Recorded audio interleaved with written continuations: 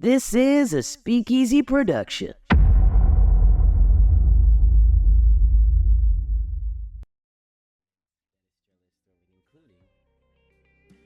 Jura Mortos, the Merchant Lord, who you guys are about to rob. So if there's nothing else that you guys want to do, I think we're gonna call this one. Next episode, you guys will be venturing into the depths of the mines. Mm-hmm. And then the party traveled through the mines. They made all of their checks with ease and nothing exciting happened. They jumped over the cliff, avoided the trap, and decided not to go check out the hidden laboratory. So yeah, we pick up in the catacombs.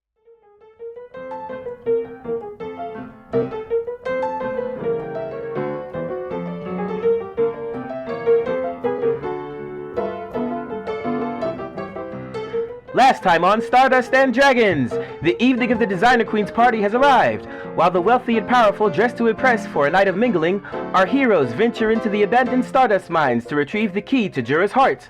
After a few close encounters, they arrive at the secret entrance to Jura's district through the catacombs beneath the Dionheart prison.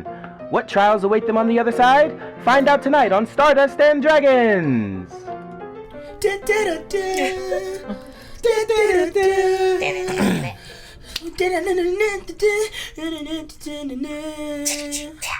Keep all of this. All right. All right. Hey everyone, welcome to the show. I am Brenden Hatcher, your tail weaver, and this is Stardust and Dragons, a homebrew campaign set among the stars. As always, I am joined by our illustrious cast. We have Max Panda Juice Morin. Say what's up to the people. Hello. Yeah, that's my middle name. It's legal. We have Rayna, the meme queen Mcguire. Say what's up to the people. Hi. We have Dan the Man Wood. How we doing, everybody? And we have Christian him Hatcher. I am him, everybody. Yes. I am him. Yes. Always. We have a wonderful game plan for you tonight as we continue this dungeon crawl through the catacombs. You made it through the mines fairly easily last time. But now you are officially in enemy territory, so I pray that you're up. And As if we weren't in enemy territory before. Well, you'll see what hostile territory actually looks like tonight. Players, are you ready? Let's Yeah. do It it. doesn't sound like it, but sure. Oh, yeah. All right, then let us return to the cluster. Outside of the walls of Dionheart, let us go deep underground through the abandoned Stardust mines, creeping into the secret entrance of the catacombs. As you cross the threshold, the air grows cold and musty. A chill runs down your spine with each step. The entrance to this chamber is a dimly lit cavernous space with walls made up of opaque stone and adorned with skulls and bones. The room is dimly lit by flickering torches mounted on the walls that cast shadows that dance over the bones and the skulls. As you walk inside of this large room, you see a series of stone sarcophagi lined up in the room. Some of their lids are half open, as if inviting you to investigate. However, a feeling of unease and death lingers in the air. What do you guys do as you cross this threshold and come into the catacombs? Lyrax is gonna... What do we...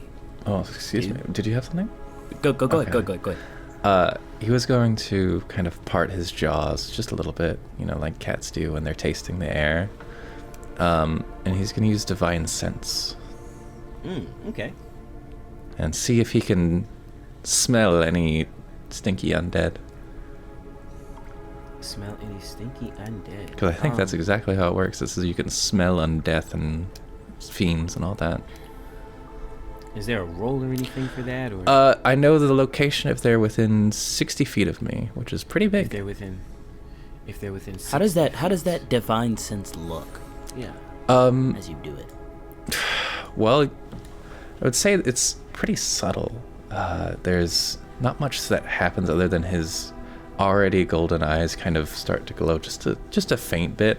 You'd have to be looking at him to see, but he gets a little bit of a vision, and I imagine if he did see any undead, they would be kind of outlined with like a golden line in his vision, as he's doing this. Because he's just all about the gold. You cast your divine sense, and the walls melt away, and this golden aura, as you call it, you kind of look around, and this golden mist does coalesce in an area. It looks about to the southeast of you, but it looks far off. Like if your range is 60 feet, it might be right at the border. Like you take 2 steps backwards and it's out of your range. You take 2 steps forward and it's back in your range. Like right there on the edge, you know. Gotcha. And you can't quite make out the shape of it, but it looks large. And it's standing still. It's not moving. Yeah, I think Lyrax has been kind of leading the party, kind of staying in the shadows as best he can. He'll come out for just a moment to speak to everybody. There is a rather large, what I'm going to assume is undead at the very end of this cavern, about 60 feet off. It's not moving, but it is certainly a thing. It's best I can describe it. Probably hostile. What are the rest of you guys doing? Well, Lyrax, aren't you leading us? I mean, we've... You want me to go poke it with a stick, have... see what happens? Constant's gonna peek at some sarcophagi while they're deciding that. Okay, Constant, give me an investigation check, please.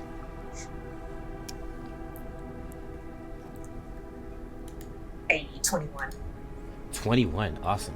Are you looking at the empty ones, or are you looking at ones that are open, or are you going to open one that's closed? She wants to look in an open first. Okay. You look inside of one of the open ones, and it's completely empty, save for a couple of tattered rags and clothes. With a 21, it's not necessarily what's inside of the sarcophagus that interests you, though, Constant. You've always been one to notice details that other people miss. You see what look like tire tracks leading away from the sarcophagus out of the room. And as you follow the tracks out of the room, you see multiple tracks going back and forth in and out of the room, weaving through in and out of each one of the each one of the rows of the sarcophagi. Oh. And the clothes inside, are they just like regular people clothes, like yes, maybe what workers would be wearing? Yeah, like a tattered shirt, or like overalls with like no buttons, just old tattered clothes. But say it'd be funny if they were like clothes for a car. Like the car corpse got out. Those big car lashes are just in there. Yeah, and like one of those winter tarps you put over it. Sunscreen, the sunscreen too. All right. Do the tracks look fresh? Yes.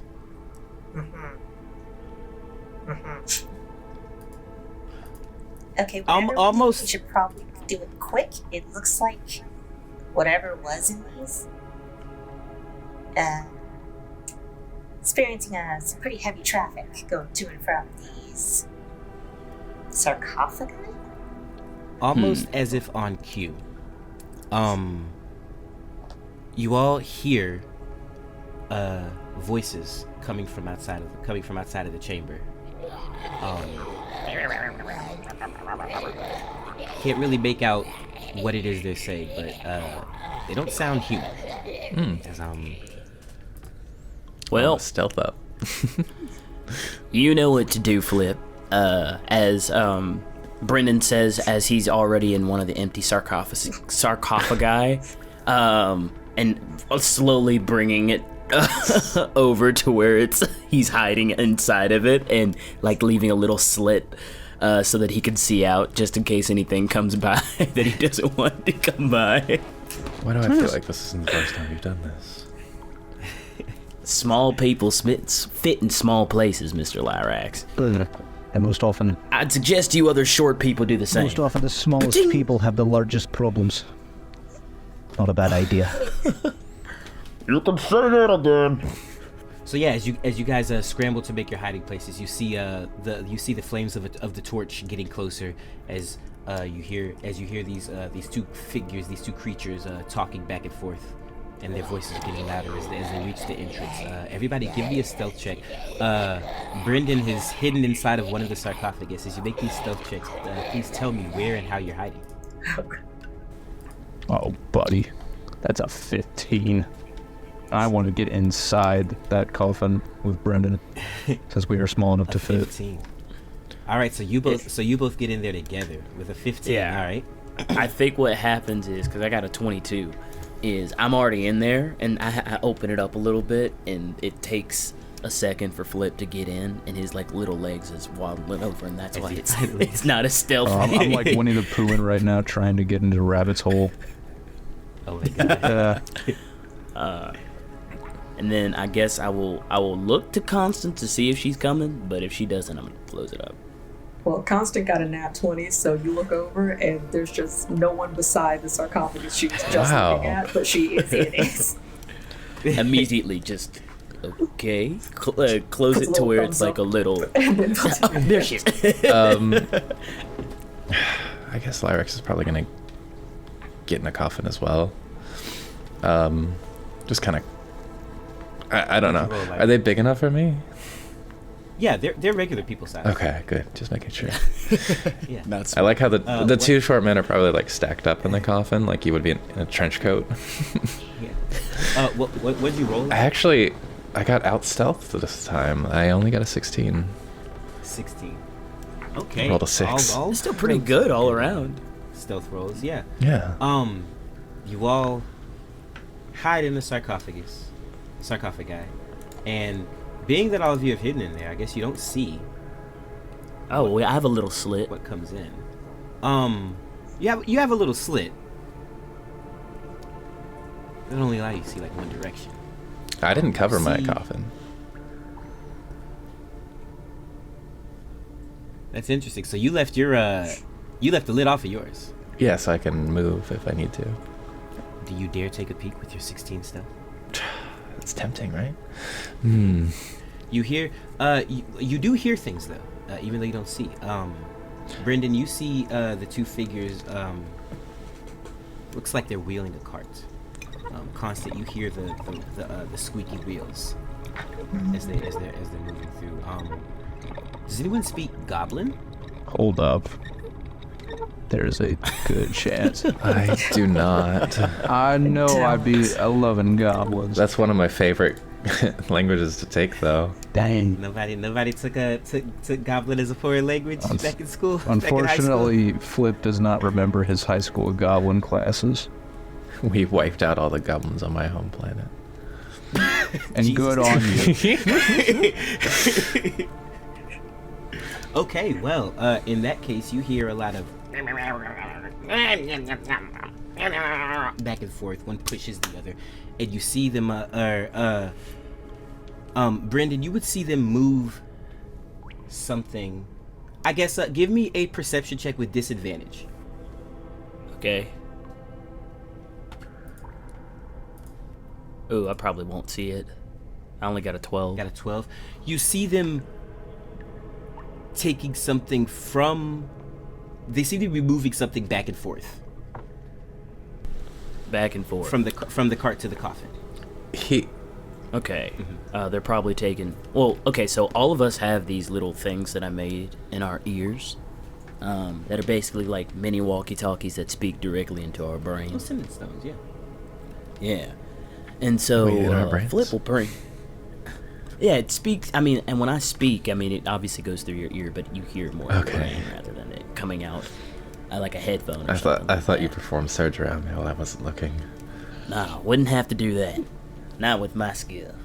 So Brenden brings a finger up to his ear and just whispers, "Alright, it looks like you're two goblins. Mr. Lyrax, do you think we should take them down? Or, you want to just stay quiet? Decide quickly."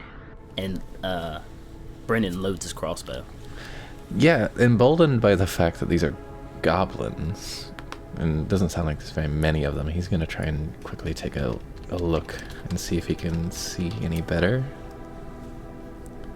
Or get advantage on the situation with my 16 stealth. You can give me a perception check, but you will have to re-roll the stealth check. Or you can keep your 16, but take disadvantage on your... oh, I'd rather re-roll the stealth. That'd be fine. Alright, give me a perception check. Or, yeah, give me a perception check. Oh, perception?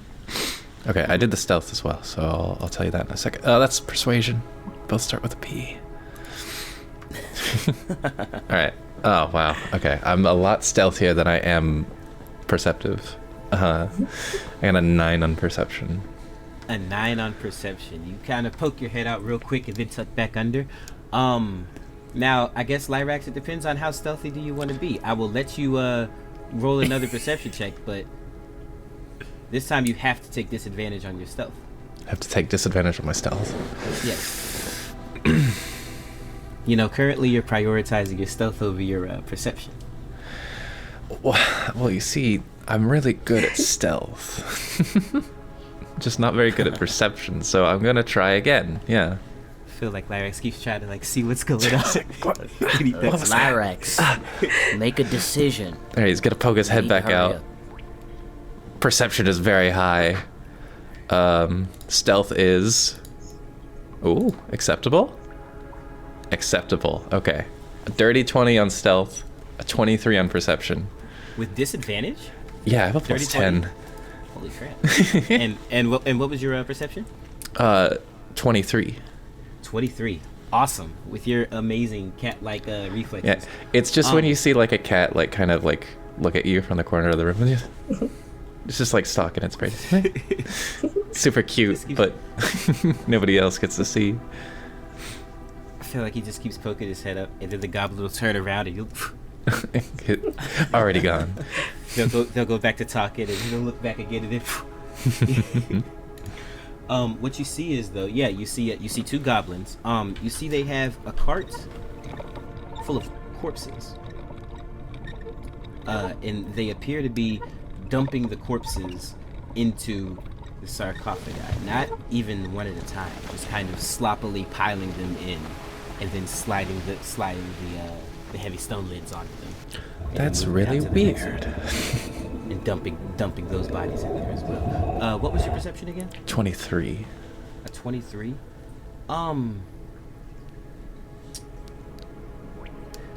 Yeah, the corpses all seem to be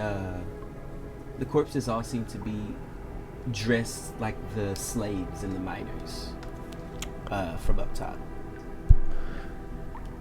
I would like to use Divine Sense one more time and make sure they didn't just bring an army of zombies into the room. So his eyes kind of flare up a little bit again. And are those corpses alive? They are not. Okay, cool. The odds are still in our favor. Lyrax, what we got going on? I'll touch his... They appear to be throwing slave corpses into these coffins. I think it's just the 2 of them and that strange hulking so take thing. Them out, yay or nay? Take them out, yay or nay? Let them get closer, and yes. When they get to your coffin, we'll strike. Hey, can we all hear this, or is that just between those 2 right now? Everybody. Okay. It is an Everybody. Public open communication. channel. Yeah, this... Open channel. What are you doing? This is a restricted channel. As you guys are talking back and forth, it is an open channel. And you see them turn around and walk back out. No, they don't get very far. Now, as soon as they turn around, They turn around and start making their way back to the door. there you go. That's All right. Initiative time. I assume. You guys get a surprise round. I rolled a couple of perception checks for them, and they weren't able to break anything. They have no idea that anyone's in here. Why would they be expecting anything? So, How before we start, how far are they from the big thing? From the big thing? The big zombie thing that you mentioned. Oh, the big zombie thing isn't in this room. It's like 60 feet. Yeah, 60 down. feet down deeper into the catacombs. Okay, cool. Well, I guess it's too late now. It does mention if they're behind total cover, then I can't sense them. Well, but that's for future use. okay. The door. Sorry, I was opened trying to when you check saw this room. All good, no worries. Okay, cool. He's We're gonna got jump a some little extra. goblins now. Hey, God was just he just gave you a little extra. All right, thank you. So, Early birthday present. so Flip, as soon as they turn around, pushes the sarcophagus off of their head. Immediately takes out the crossbow, flips it over his shoulder, loads it, puts his thumb up, and aims down towards his past his thumb with his night vision goggles, and he fires at one of the goblins, trying to shoot him in the back of the head. All right, roll to hit. And I roll with advantage, right? Of course. Okay. You're surprised. Ooh, and I only get a 12. With advantage? So, with advantage. Oh, So no. he fires, and the arrow goes straight towards the goblin. But as he had gotten up, his little goggles had gotten a little bobbled, so he's not really seeing good in the dark, and it shoots in between both of their heads. And then he ducks back down and goes like, "God dang it, Flip! Take care of him for me," as he's starting to reload the crossbow. Flip. I will see what I can do. So Flip stands up. He looks over at the two over there, takes out his long bow. So you can kind of collapse it, but it just... He takes aim, and this is with advantage, correct? Correct. Okay. I love the idea that the longbow is bigger than you. Oh, it's massive. Oh, for sure. All right, so that's 17 or a 17. The choice is yours, Dio. Well, given the options, I think I'm gonna have to say 17. 17 hits. Excellent. Awesome. Okay, so we are hitting him with 10 damage. Not bad. Not bad for goblins at all. All right. 10 damage? Yeah. Oh, describe how this arrow pierces him and you one-shot this guy. One shot. Shot through the heart. So and you're too late. Flip is struggling with this bow a little bit, but once he gets it out, he adjusts his glasses, takes aim, and then shoots a very powerful, very fast longbow bolt, or longbow arrow, into the head of the goblin, like stapling into the nearest wall. Yeah. Just because it's that longbow arrow. Right through him. Constant. Constance is staying in That's her sarcophagus. this is the least aggressive person that you could have picked to go next.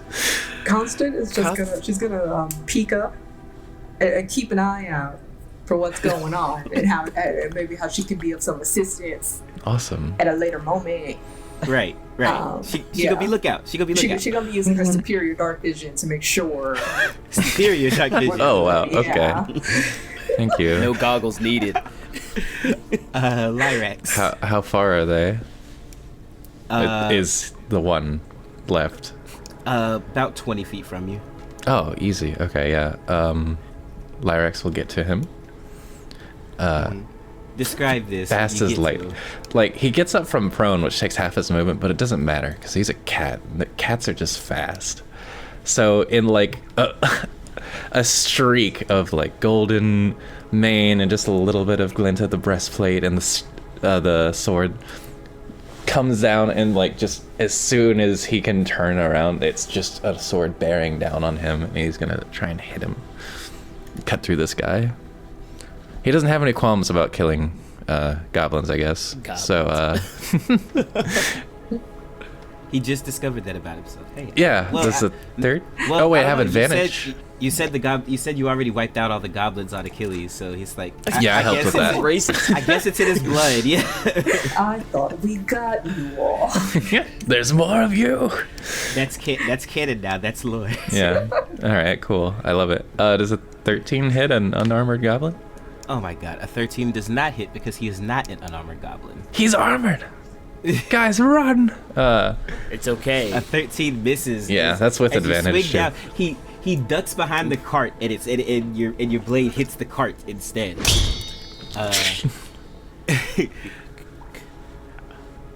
Can we roll and see if I can go before him and that was shoot him? that was your surprise round. Yeah, let's get Initiative. Oh, I'm struggling with this freaking this crossbow. Holy crap! He natural 20'd on his initiative, you guys. Great. Okay. That's okay. I'm up front at least. Oh, he's gonna scream though. Oh yeah, it sounds like we're about to just be barreling through this this dungeon. There's no more stuff. Listen, if that ends up happening, I'm not even gonna feel bad because they were walking out of the room, and you didn't have to. That's kill a free kill. I want the XP. This isn't an XP based game, guys. It's not. It was more the fact that I just didn't want to have to deal with them later. Yeah, I mean, it's just 2 less goblins on the table. All right. Hey, well, you know what? Do you? I'm ready. I'm ready. We haven't used any spell slots. We've been doing good. Unfortunately, I got a 16 on initiative. A 16. Did anybody natural 20, or did anybody beat a 22? I got a 17. Constant, you were keeping an eye out. Constant is good back here. You forfeited your turn, I guess. So. Okay. I got a 5. Okay. So you're still doing better than me. Stupid thing is, I'm literally taking. You know what's happening back here? Freaking Brenden shot that crossbow. He sat down, watched Flip pull out the longbow. His whole crossbow was like shattered. Like he's rebuilding the crossbow with freaking Stardust and trying to fix the thing while he's in the freaking sarcophagus. He's like, "You got this, Flip. I believe in you." This is what I get for multi-classing. I only have 1 attack. It's my bad. Sorry, just guys. Gotta roll a duct tape. Just duct tape this thing together. Okay. Let me tell you. Stardust infused duct tape. What? let me tell you what happens. Lyrax, you come out and you swing your sword, and he ducks down. The goblin ducks down behind the cart, and there's a clang of metal on metal of the cart, and there is a pause for a brief moment. There's a beat. The goblin looks at you. You look at the goblin. The goblin uses his bonus action, Nimble Escape, to take the disengage action as a bonus action. Oh no! And he full movement haul asses out of there. Oh yeah? How fast can goblins go? I bet he can't go faster than me. Screaming. Oh no. Speak goblin. You can't speak goblin. But we know what he's he's saying. Yeah. Yeah. Arms in the air. He's looking at his friend who has been skewered against the wall with his longbow. He takes off, arms in the air, leaves the cart behind. And he just bolts it full movements, uses just completely takes off, exits the room, making all sorts of noise. Is he in longbowing range? Of course. Longbow is like a god awful. Because I think Flip goes before me, so I'm gonna give you an opportunity. Turn the corner. Oh. Just I'll ricochet it off the wall. Nah. Watch this trick shot. Pew! Do it. Damn. Do it. No pressure. Go for the running. I mean, what is it? Go What else get him, is he gonna Flip. do on his turn? I don't want to buy any more arrows. I mean, I don't want to have more arrows.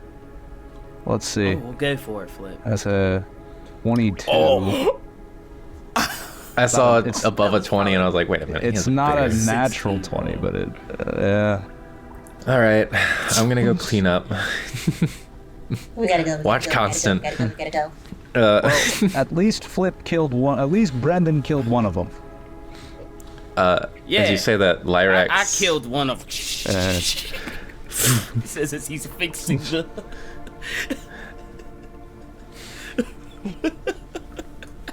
He just lights a cigarette. Nah, that would be me with a 16. That was Flip's turn. Flip's turn. Yeah, y'all get your names confusing right now. Yeah, Lyrax is gonna bonus action dash and catch up to him. Because I'm a rogue. So yeah, if you can cover 60 feet and still have it, if you can cover 60 feet and still have an action, you might be able to. I sure can. Salvage some stuff. Yeah, bonus action dash from being a rogue. So clears that, makes it up to him. So full movement 60, full movement 30, bonus action 60. All right. I'm gonna try one more time. Come on, dice. There we go. Okay, 21 to hit. 21 hits. All right, how does this look? All right, so as he deals 12 damage, he's gonna run up behind this goblin, and because the other one got skewered, might as well follow like suit. So he's just gonna like run up and like full on rapier thrust, like straight through his back, and bring him up on it. And as he does, make a kebab. He releases the goblet releases just this death curdling scream as the life drains from his body. He was on. Nobody heard. All right, Brenden gets on the radio frequency again. Looks like we're going loud, everybody. Yeah, you guys just watched Lyrax like run around the corner, and then there was like scream. Yeah, Brenden jumps out of the sarcophagus. Come on, Constance. Let's get to running. And he runs over to where Constance's sarcophagus is and offers her a hand out of the sarcophagus. She's hitting her head repeatedly on the inside of the sarcophagus. Oh, come on. And he grabs her shoulder and tries to pull her out. All right. As you guys, as the two short men and Constant go to catch up to you, Lyrax, because you were a bit ahead of them. Give me a dex check or a dex saving throw. Yeah. Me? Yes. Uh-oh. Ooh. I rolled very well. 22. 22. Awesome. A jet or yes, a burst of steam comes shooting up from the ground. But your reflexes serve you well as you're able to dodge out of the way. I use the goblin to block it. Yeah. And he comes flying off the sword. You look around and you notice that you're in kind of a cramped, cluttered environment.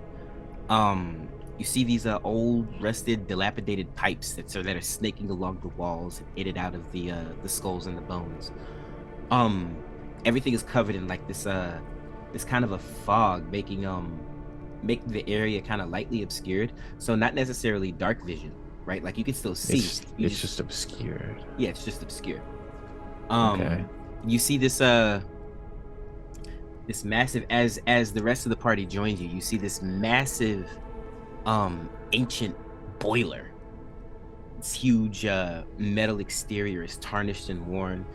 You see these pressure gauges and valves releasing a threatening hiss as the scalding steam shoots from them periodically. And amidst all that, you hear the unmistakable mechanical whirring and heavy footsteps of an industrial robot as it takes one step forward. Oh, this thing that... Did it just try and blast me with steam? You see, within the fog, two yellow lights appear. Oh, frick. About 7 feet above you. Oh, it's big. The lights glide over the goblin and towards you guys.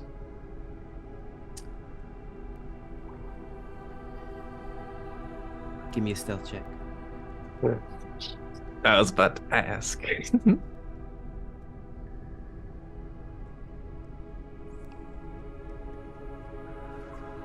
That's rough.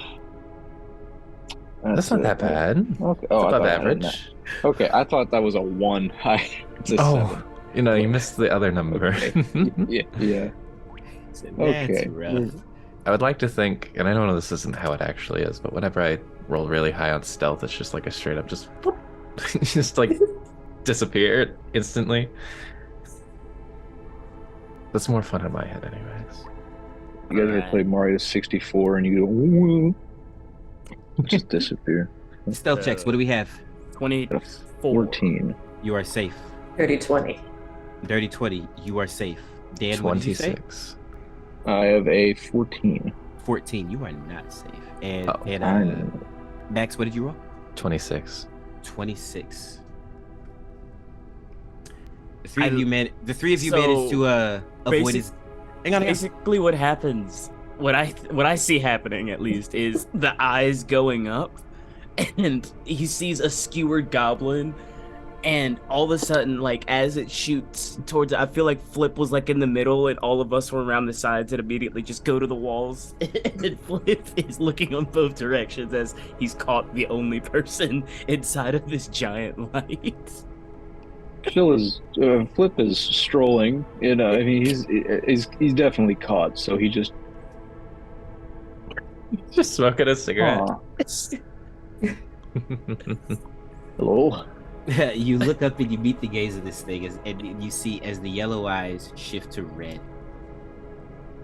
It likes you. The color of pain. That's the vibe I was getting. Mixture of the two. Love is a complicated emotion. Hang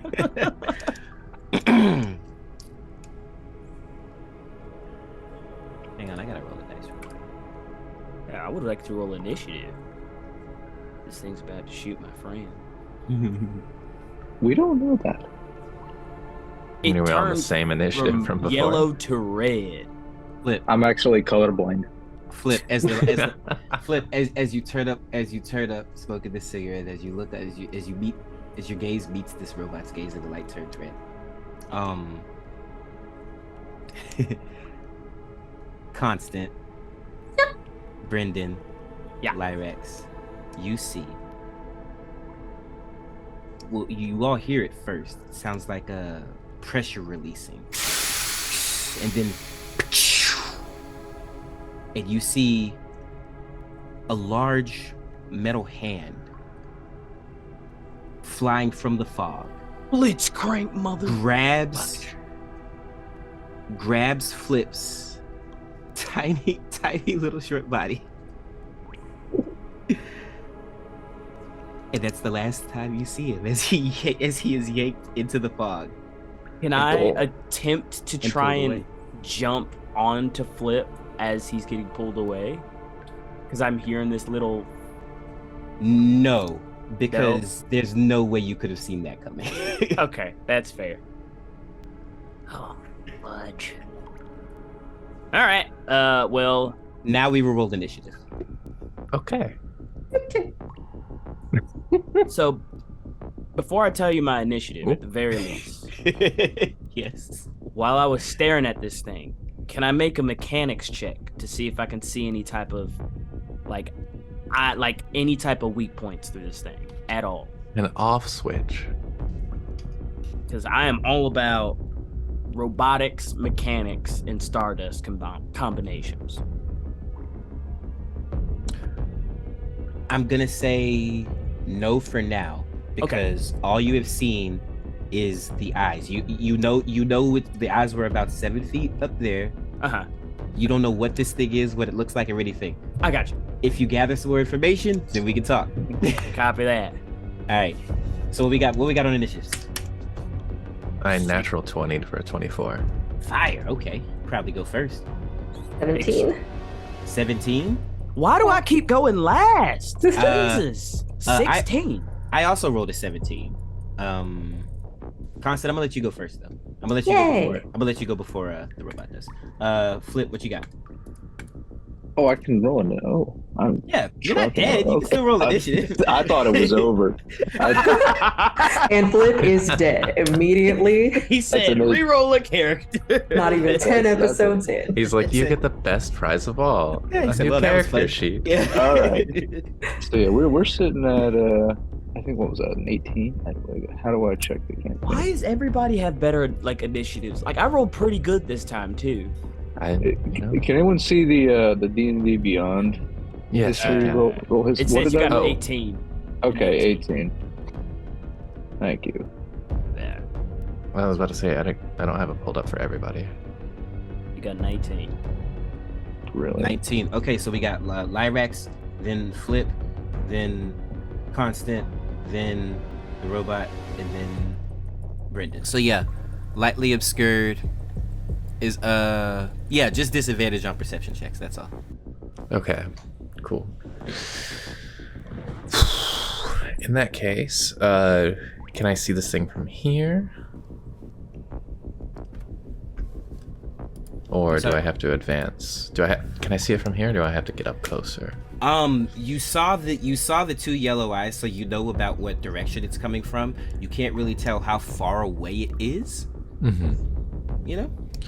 Well, I'm pretty stealthed up right now. I got pretty good stuff going on for me. So I'm gonna approach. Not gonna full dash or anything. I'm just gonna move my regular 30 feet unless I bump into it before then. Okay. You move 30 feet towards it. Okay. Moving 30 feet towards it, you don't bump into it. You're about 15, 20 feet away from it, but you do see it though. It's this very large, rusted metal Titan almost looking thing, about the same size of the boiler.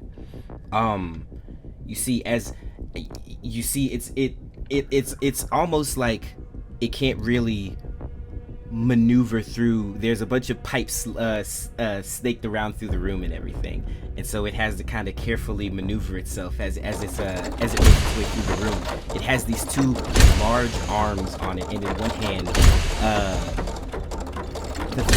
its fist is about the size of Flip's body, as it's holding him 7 feet into the air. And right now the spotlight eyes are on him. It's got the and it's just this large 7-foot towering rusted metal Titan holding on to Flip, right? So it's holding on to him.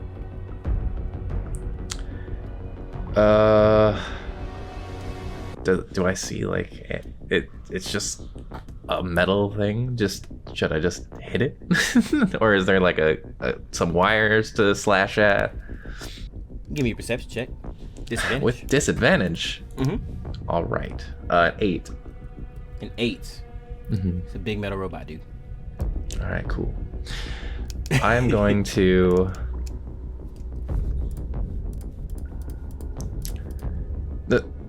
I'm assuming this thing looks pretty terrifying because it just grabbed him like effortlessly. Mm-hmm. So I wanted to not kill him, so I'm gonna try and get its attention at least. Takes his blade and tries to go for this thing, but there's another blast of steam that comes out of it and just kind of gets in his eyes for a second, and he just completely whiffs. And it kind of clangs on the ground, completely revealing where he is. All right. That brings us to Flip. You are currently grappled and restrained. Give me a strength check.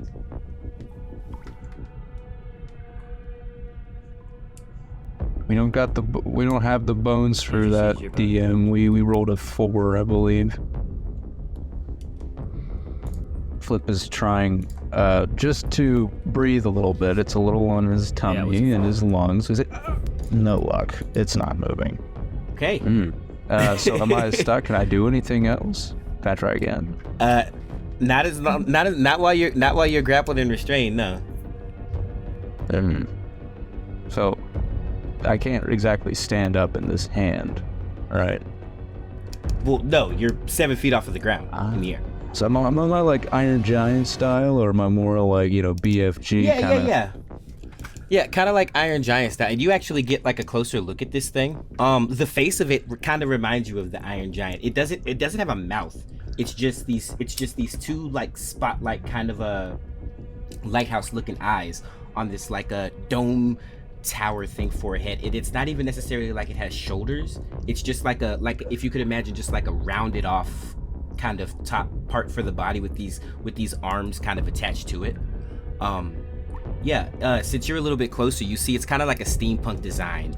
There are lenses and gauges and little pressure pipes lining all over the body as the steam kind of you get an idea that that's where the fog is kind of coming from. This thing is producing it because of the amount of steam that is being released out of it. You see, it doesn't look like a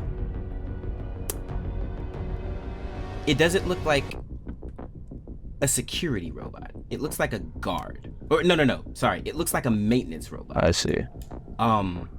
Yeah. Can I make a perception check to look at this thing a little closer, like a little more closely, and just see if there's any potential weaknesses or any sort of crucial mechanics in it? You know, something that would be really bad if it fell off or had a fist put into it. Give me a roll. All right, here we go. It's a 12 perception check, not, gold. Yeah, not the greatest. Off of a 12,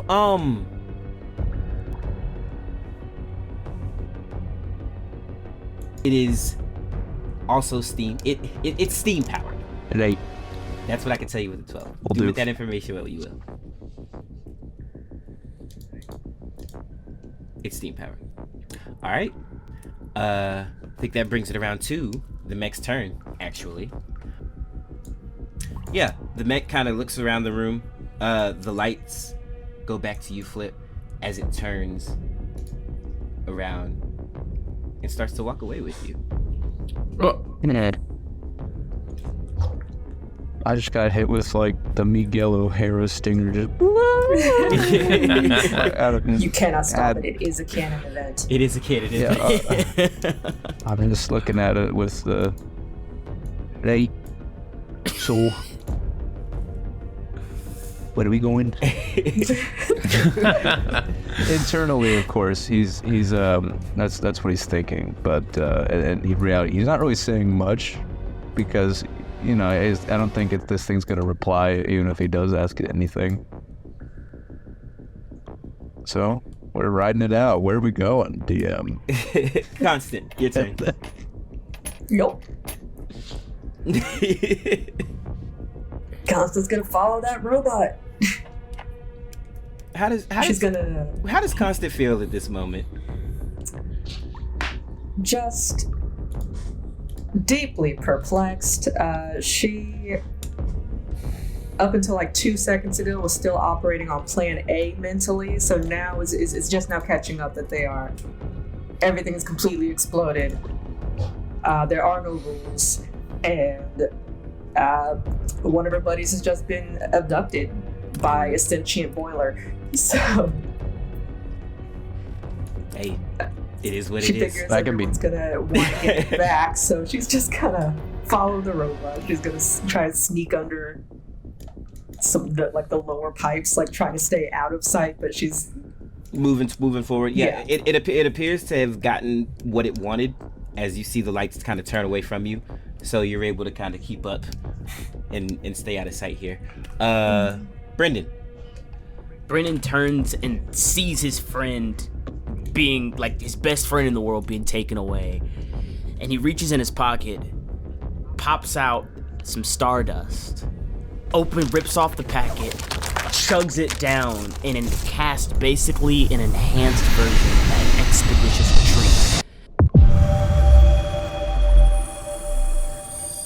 He signals and calls over the intercom and says, "We're following right behind you, Flip.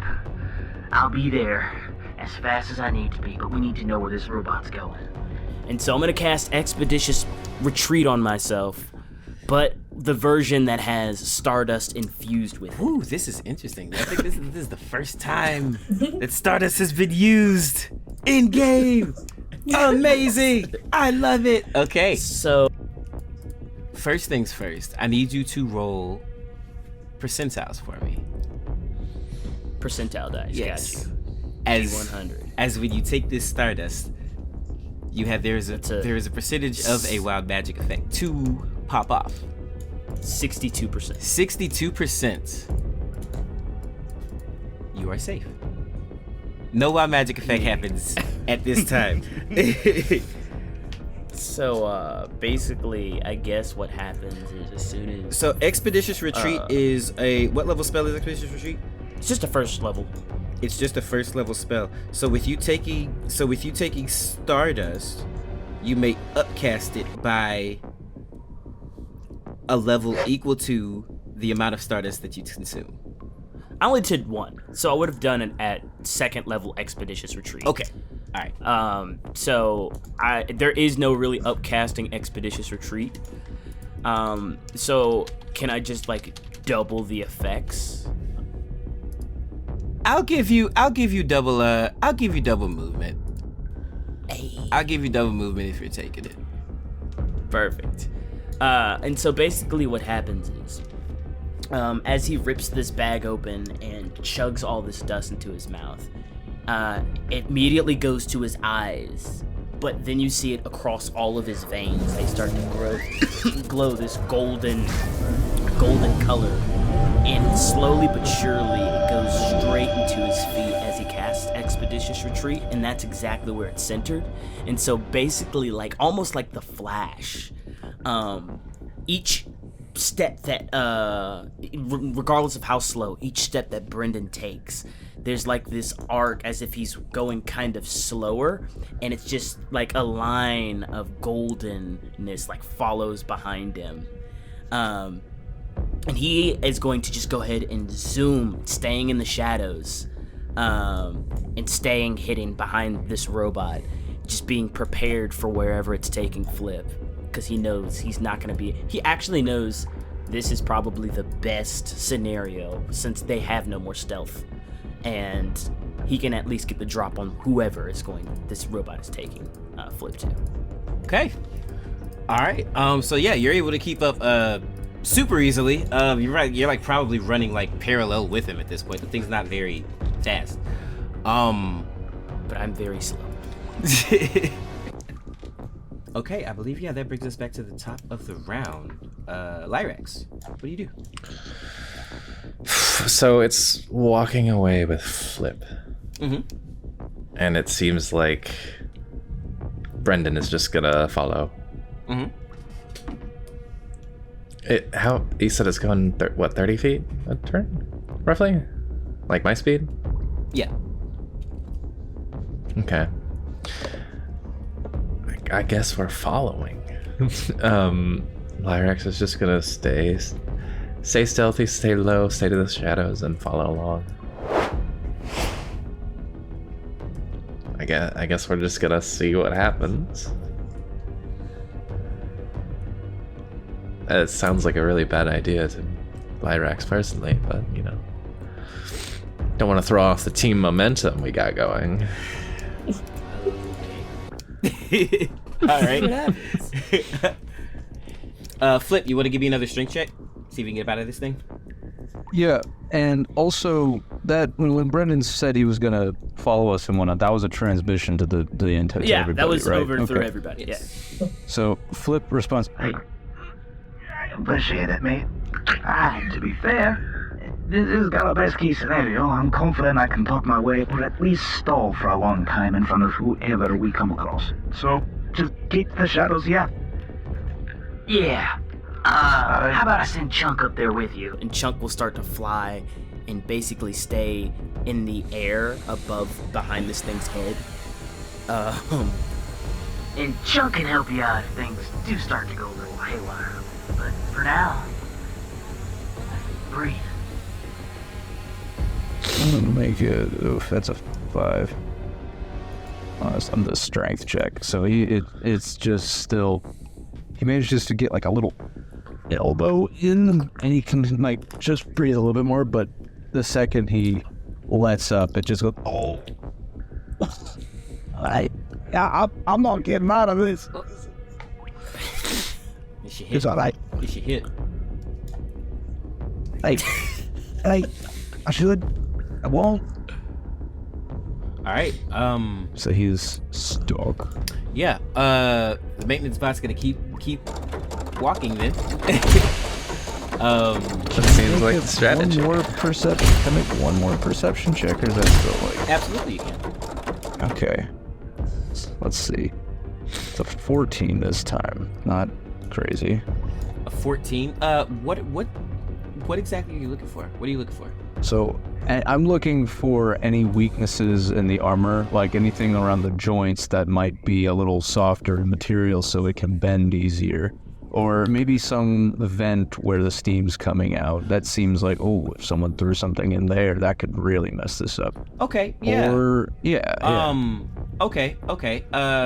Your line of thinking is pretty accurate on that second one. It does run off of steam.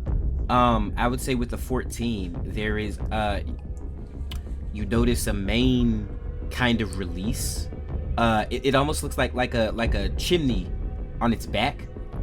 Just this metal tube that extends upward. And it's kind of billowing steam out every couple of minutes. The steam will come shooting out of that thing. As far as jamming something up with a 14, that could be an option. All right. I do want to relay that to the where is that release again? It's relative to the. It's on the mech's back. Okay, right. It's like a chimney. Yeah. So I'm gonna use my ear, tap my shoulder, turn my AirPods on. Everyone, thank you so much for following me. If you direct your attention to the large titan's back, if you can see through the steam, I think that's where a large release is. Any damage to that would really heat that thing up. Just a thought. And yeah, that's me. All right. Yeah, Mech's gonna keep on walking. He's not gonna do anything for his actions. Constant.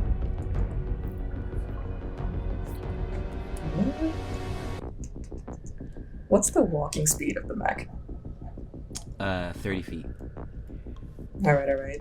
I got 25, so she's gonna keep following. She's a little behind, but she's keeping up.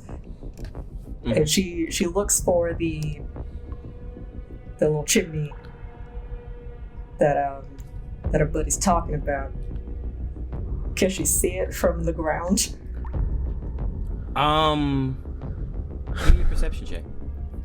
Okay. All right. We're looking. We're doing some looking. All right. 4. So I'm guessing now.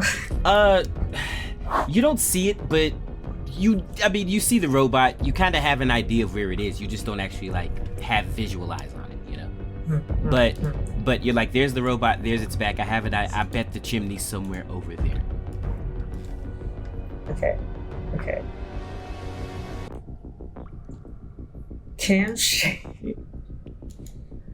look, okay, how it's pretty big, right? It's like an enormous structure. Yeah, she's gonna try to run and jump on to hold on to one of its legs. Okay. Give me acrobatics or athletics, whichever one's better for you. Dirty 20. Wow. Okay. Describe this little Miss Constant. Run it up to the thing. All right, Constant. I think the key to this is that she doesn't think about it. She gets a half-second impression, yeah, I could probably get that. I could probably make that. Probably jump onto that. And before she gives herself a chance to overthink it and trip or chicken out, she just does. And when she latches on, she looks surprised at herself for half a second. She's like, oh, all right, I'm here now. Didn't know you had that in you. She nervously looks up to see if it's noticed her. You've jumped up onto this thing and you grabbed it, and you actually notice it's not that difficult to climb, actually. Like between all of like the snaking pipes and stuff, the staving vents and it actually looks like there are a couple of like little holes welded into the robot. Okay. She like gets onto the what are we calling this? Like onto the magical AT&T, like there's sending stones. Yeah. She gets on the line, gets on the horn. The horn. Okay, I am on the robot. It doesn't appear to notice much. It doesn't see directly, so I'm gonna try to climb it. Be careful, Constant. Maybe you should have told me that a couple seconds ago before I was on the robot, but here we go. All right, Brenden. Be reckless, Constant. Sorry, was that it for you, Constant? Bonus action? Yes. Well, if she can use a bonus action to climb any, we'll say you start. You start your ascent. Okay. Cool. All right, Brenden. Right. Brenden looks over and sees Constance doing that. He's gonna radio over to Lyrax. Lyrax, if you could help out Miss Constance, that would be very helpful. You want me to break it? Yeah, might as well. I'm gonna take a good look up ahead just in case to make sure he's not gonna drop flipping like a pit or something. But don't worry. I think I'll be fast enough to get back just in case anything bad starts to happen. Sounds good to me. All right. And just like a streak of golden lightning, Hey, that's my job. Stop that. Brenden shoots forward and starts running as basically like the Flash freaking green screen thing that they have in the show, and he's running as fast forward as he can. So you just keeping his eye out. So your bonus action dashing each time. So I run 75 feet forward, so Brenden. So 75 uses, feet. Yeah, you pass it. Yeah, he goes as fast as he can. I mean, I was keeping up with it in general. So I go 75 feet past it. Or I go as far forward as I can, just looking forward to see if I can see anything. Okay. This is not how I thought this session was gonna go, but okay. I thought y'all were gonna be stealthy. I guess fuck stealth, right?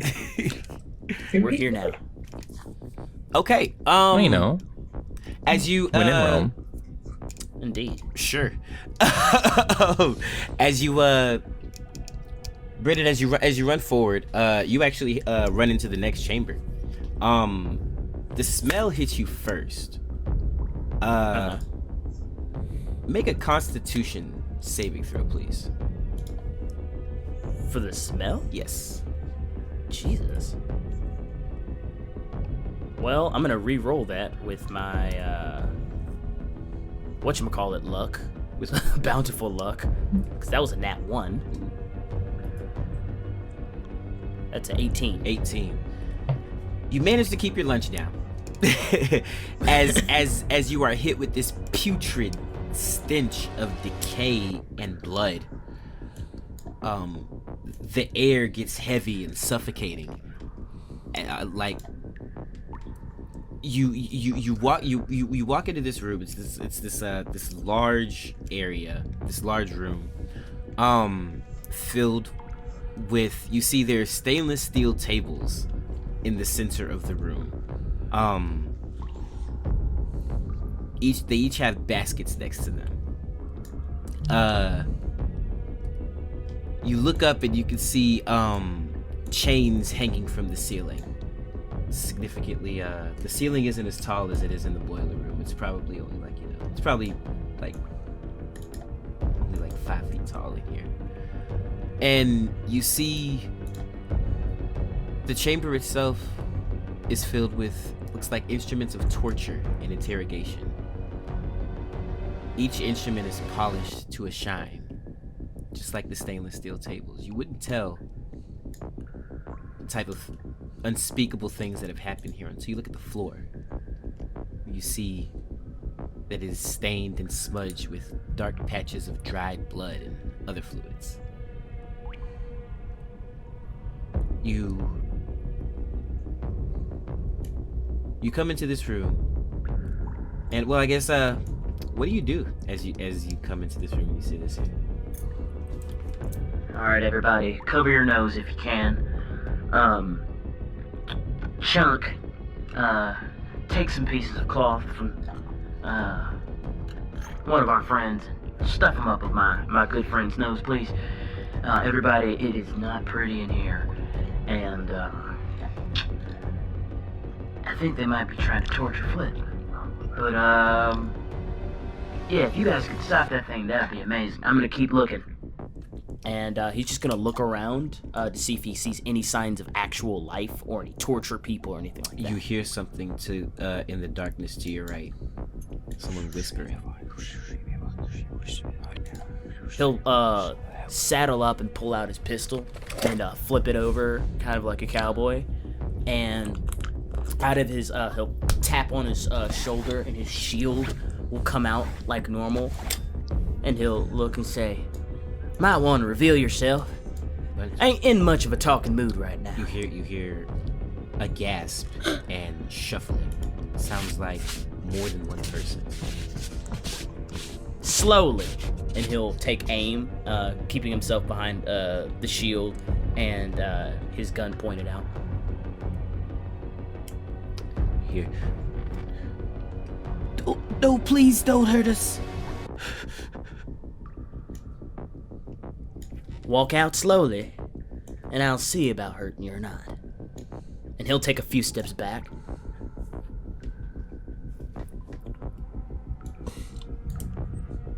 We can't. And why is that?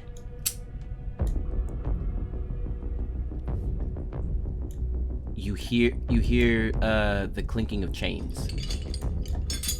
Huh. Fine. And what what Brenden will do is he'll take off his goggles and he'll pull out this lantern off of his side and shove basically them together. And he's gonna change his infusion from the goggles of night to the lantern of revealing. And basically it molds in his hands, and like a little transformer, it transforms into a small lantern, and he turns the lantern on, and it reveals anything invisible within, I think, a 60-foot radius, and it shines bright light for 30 feet. Okay.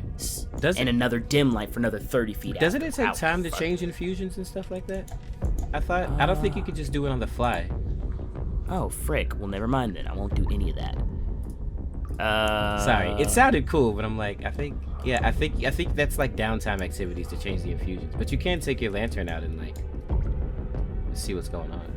Oh, screw it then. Well, I will do a little, much less cooler version of something. And he'll take one of the, he'll take a credit out of his pocket, kiss it, and bright light will start shining on it, and he'll use magical tinkering and flick it towards that corner so he can see what's over there. Okay, cool. You see the slaves. There's about 8 of them. You see, they all different races. You see a mother cradling her young son. You see, you see what looks to be a couple kind of huddled together, and a couple of other people. All of them look, emaciated, like just skin and literally like just skin and bone. A lot of them look elderly. A couple of them are kids. They all look sick. One of them has a broken arm. He said, and they all look up at you. You can't tell how long they've been down here. Their hair has been overgrown. Their fingernails dirty. Their clothes worn and ragged. They're shaking like stray dogs as your light illuminates them and they see you standing there. Where's the person that did this to you? He's the doctor. He says he has plans for us. Where is he? We don't know. He comes and goes as he pleases. From what door? She raises a bony finger and points across the room to a steel door. Flip Brenden. Brenden will run over there, grab a crowbar, and shove it in between. And this is part of my normal equipment that I have, crowbar. Okay. And shove it onto the bottom, so the door is like jammed as much as he can. He'll run back as fast as he can. He'll say, "Cover your ears." Pull out his repeater pistol and start firing on all of their chains to release them. Roll to hit. Nah, I'm playing. Jesus Christ. How bad you want it? How bad do you want it? Nat 1, you kill all of them. Well, Wanted style, the bullet goes through each one of their heads. All right, yeah. With some quick work, we'll say, like I said, there's multiples of them. So you begin to start freeing the slaves. We're gonna jump back to the action now. Yeah, go for it. I think that's top of the round, actually. Lyrax, it's on you. As the camera shifts and we come back outside, he ran about 75 feet up. So you have between 25 and 75 feet before you make it to wherever Flip is gonna get dropped off at. Lyrax, what do you do? As Brenden runs off, basically saying the game plan, Lyrax just shrugs and says, "Yes, sir." And he's gonna take his rapier and try and jam it into this exhaust thing, right next to Constance, but avoiding stabbing her in the face, obviously. Well, it's longsword, but yeah. Okay. This is acceptable? Can I go? What is it, athletics? Acrobatics? I was just gonna hit it. Oh, okay, yeah. Yeah, I mean, it said if it takes damage, it's gonna do some stuff, right? Exhaust. It's the fact that you have to climb up 7 feet. It's only 7 feet The tall, exhaust right? is right here. Yeah. I'm 6'2". Oh, well, never mind then. You're fine. Yeah, are you going off of short people proportions? I'm all right. I keep thinking He's like, "Don't even try. You'll have to climb for days." It's just a little bit taller than Lyrax. It's not like, but I guess to everyone else, everybody else is like, "Oh my god!" All right, cool. Palming me like a basketball. 7 feet. All right. I really thought in my mind's eye like a giant. I need to attack it, right? This is what I'm understanding. Like jam something into it? Okay. Yes. Cool, yeah, I'm gonna do my best to jam this rapier into it. Do I have advantage since I'm hidden? No. Because it doesn't rely on sight. Okay, that's fair. Yeah. Oh, well, Technically speaking, stealth isn't sight. Stealth is the act of being hidden. I didn't need it. That'll be a natural 20. Ooh. Okay, and all these dice are about to get rolled. Yes. What does this nat 20 look like? You might say Flip yet. Yeah. So he's gonna smite on this. As you guys were walking through the fog, and this thing's like headlight beams are kind of cutting through it, and Flip is kind of sitting there like, "Good."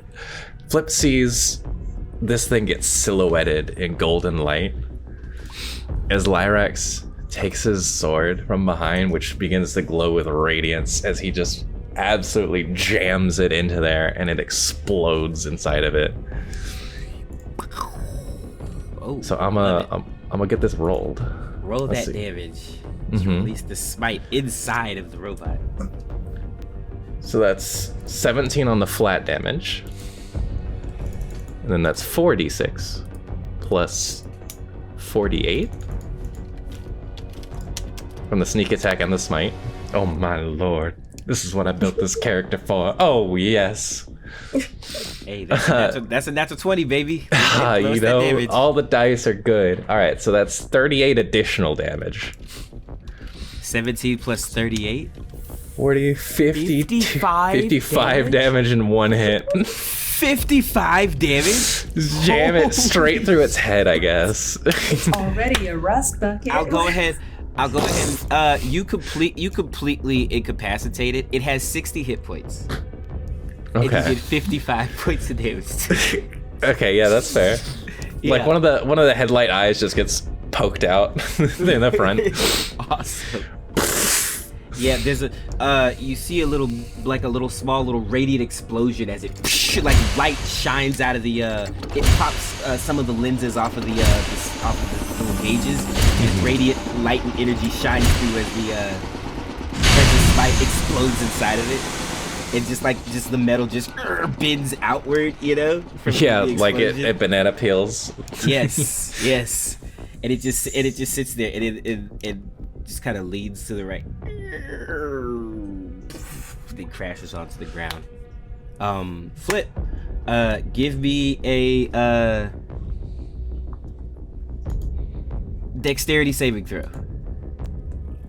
Dexterity saving throw. Oh, that's natural 20. It's a natural 20. Awesome. You Yeah, parkour your 24. way onto the ground. my You're gosh. totally safe.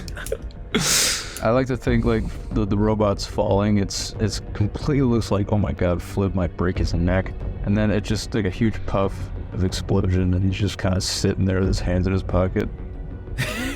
That was close. We don't know how we made it out. Really close. I don't know how that happened. That was really close to you guys. Little scared. He doesn't look scared. I almost assumed Constant made it off. Like, he almost exploded. Oh, right. Constant. Give me a give me a dexterity saving throw. Cool.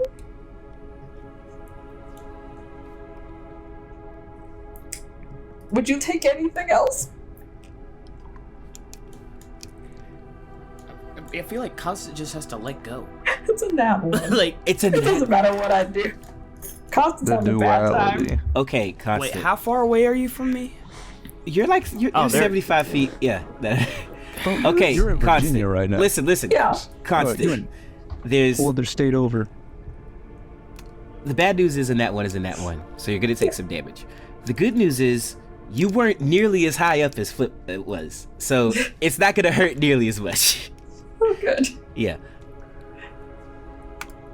You take 9 points of damage from the fall. Alright. Could have been much worse. You land a little hard. You land a little hard. But you're okay. Cool. She's just like on the ground. All right, yeah. And as this robot topples into the ground, oh my god, the noise. Stop again. The noise. Oh, no. As this thing hit, it lands and tumbles into the pipes that were carrying all the steam. It just please put some loud ass sound effects in right here or something. A metal bar clang just sound yeah, effect. you know, like just metal pipes just Oh my landing God. all over the. How about yeah. this? Let's say a disclaimer or warning. Yeah. This next sound effects will be very large. Yeah. Yeah, just and the sound just reverberates throughout the entire catacomb. Well, if he didn't know we were here before, he definitely knows now. You guys better get up here. As you And don't forget to cover your nose. It's pretty bad. As you say that, almost on cue, that metal door that you successfully jammed, you hear it shake. What the? Shake again. You hear somebody bang up against it, and bang up against it, and bang up against it. The slaves that you're helping free, they get terrified again. No. Shh. Head down that hall. That mechanical beast is gone, and there are no goblins. Head back through the way we came. There's a prison sort of thing, experimental place. At the very least, those people should be able to help you. And let me take care of this. Pulls out his pistol, spins it around, and stands right in the middle of the doorway with his shield, ready to go. taps on his mic. Hey guys, you might want to hurry up. Looks like we got company.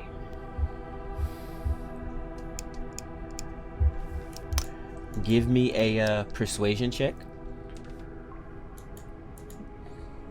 Persuasion? Mm-hmm. +0. Let's see what we got. Natural 20. Holy crap! Okay.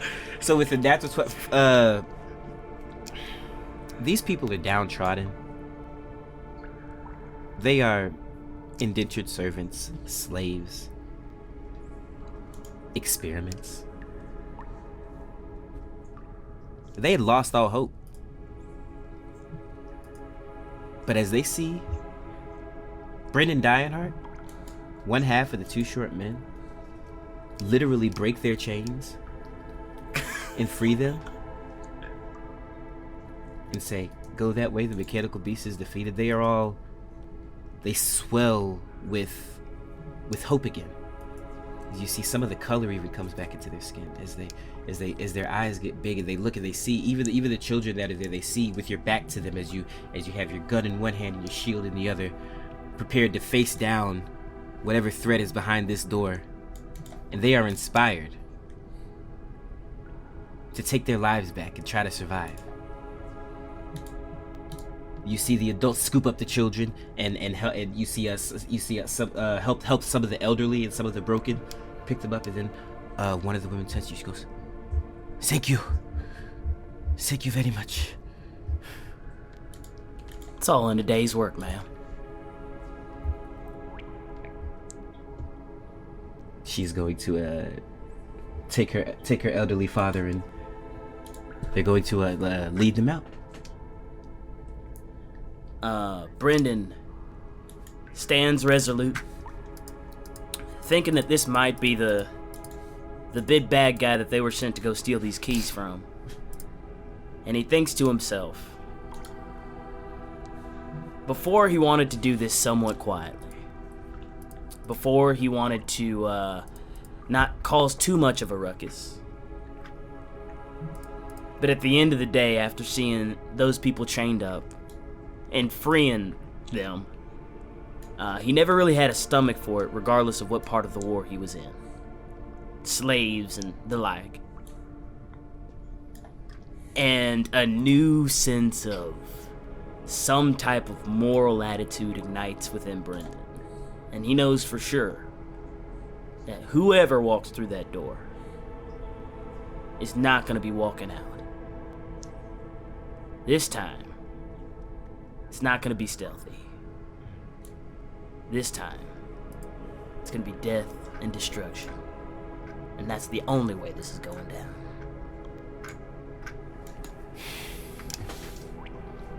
Alright. The banging stops. Flip, Lyrax, Constant. You're all full movement, making it towards Brenden, and you hear this over the horn. Mm-hmm. I mean, I could be there. So let's be fair.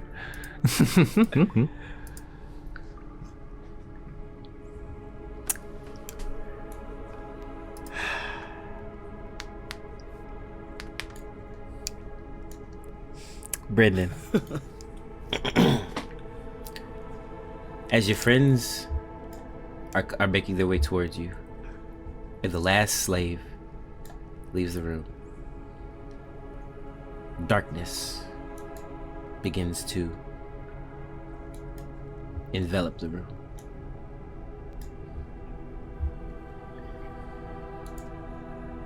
First, around the edges. Then you notice the flames begin to get dimmer and dimmer. But not the flames, actually. The flames stay lit. They just stop giving off light.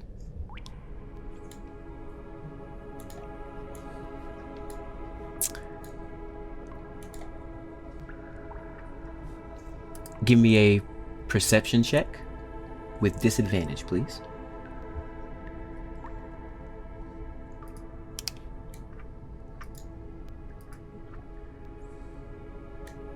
14. 14.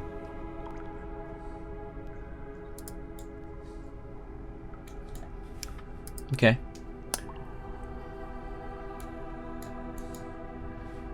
Things go silent.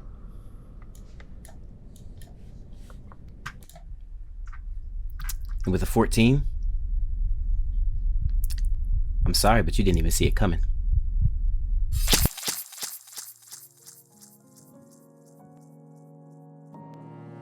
That was Christian Hatcher as Brenden Dionheart, Dan Wood as Flip Odonell, Max Morin as Lyrax Proudmane, Rayna Mcguire as Constance, and Brandon Hatcher as your DM.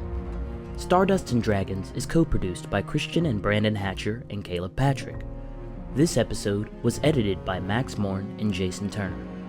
If you like our content, the best way to support us is to find us on Patreon at patreon.com/SpeakEasyProductions.